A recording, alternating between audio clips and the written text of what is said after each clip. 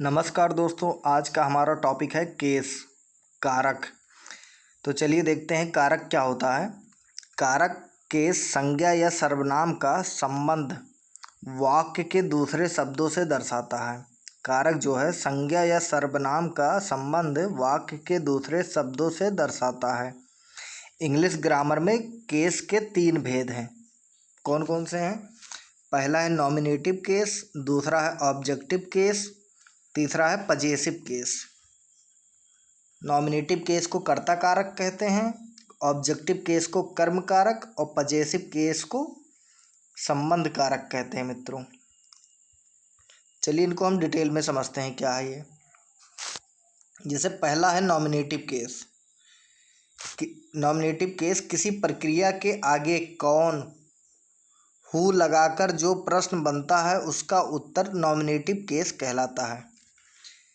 जैसे एग्जाम्पल है who is playing, तो इसका जो उत्तर बनेगा, इसमें जो हु लगा है मित्रों, हु लगा करके जो प्रश्न बना है इससे जो हमें उत्तर मिलेगा उसी को हम नॉमिनेटिव केस कहते हैं।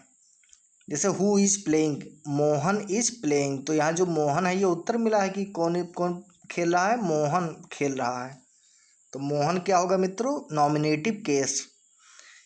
अगला है हु इज लाफिंग। यहाँ पे हु का भी प्रयोग फिर से किया गया है कि कौन हंस रहा है, हु इज लाफिंग। तो यहाँ पे जो इसका उत्तर मिल रहा है द चाइल्ड इज लाफिंग, तो जो चाइल्ड होगा मित्रों द चाइल्ड, इसी को हम नॉमिनेटिव केस कहेंगे। तो आप इसको बेहतर समझ गए होंगे। अगला हम देखते हैं, अगला है ऑब्जेक्टिव केस। ऑब्जेक्टिव केस जब कोई नाउन या प्रोनाउन किसी वर्ब या प्रीपोजिशन के ऑब्जेक्ट के रूप में प्रयुक्त हो तब वह नाउन या प्रोनाउन ऑब्जेक्टिव केस में होता है।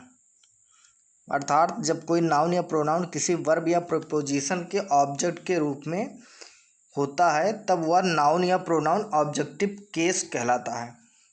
जैसे राम ईट्स ब्रेड, तो यहाँ पे मित्रों जो ब्रेड है ये ऑब्जेक्टिव केस कहलाएगा, क्योंकि ये वर्ब या प्रीपोजिशन के ऑब्जेक्ट के रूप में है। ये जो वर्ब है ईट्स, इसके ऑब्जेक्ट के रूप में ब्रेड है, तो ये इसीलिए ब्रेड यहाँ पर ऑब्जेक्टिव केस कहलाएगा। अगला एग्जाम्पल है सी वेंट टू दिल्ली, तो ये दिल्ली जो है मित्रों, दिल्ली, ये ऑब्जेक्टिव केस कहलाएगा, क्योंकि यहाँ पे जो वेंट है ये वर्ब है, वर्ब के ऑब्जेक्ट के फॉर्म में ये दिल्ली है, तो इसीलिए दिल्ली जो होगा ये होगा ऑब्जेक्टिव केस। तो आप इसको बेहतर समझ गए होंगे। अगला हम देखते हैं, तीसरा नंबर है पजेसिव केस। पजेसिव केस जो होता है नाउन के जिस रूप से अधिकार या संबंध का बोध हो उसे हम पजेसिव केस कहते हैं। अर्थात नाउन के जिस भी रूप से अधिकार या संबंध का बोध होगा उसे हम पजेसिव केस कहेंगे। जैसे Ram's car is new, Ram's car is new, तो यहाँ पे राम के पजेशन की बात चल रही है, राम के यहाँ पे अधिकार की बात चल रही है, तो इसीलिए इसको हम राम्स जो होगा ये होगा पजेसिव केस, इसको हम पजेसिव केस कहेंगे।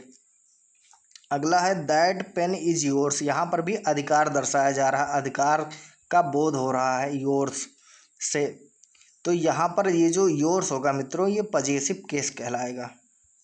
तो आप इसको बेहतर समझ गए हैं। तो हम फिर नेक्स्ट वीडियो में मिलेंगे आपको।